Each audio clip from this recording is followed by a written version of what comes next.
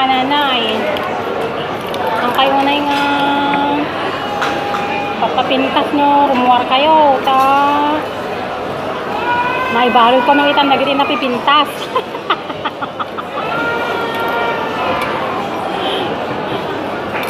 So nga, ang kayo na yung nagpapintas no, rumuwar kayo.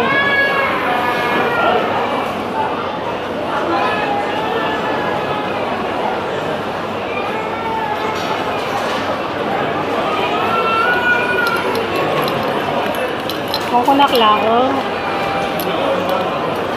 nurumuar kayo mga ka-OFW, magpapaganda kayo kasi sa bahay, gurang na gurang tayo. Kailangan kasi maging gurang tayo sa harapan ng ating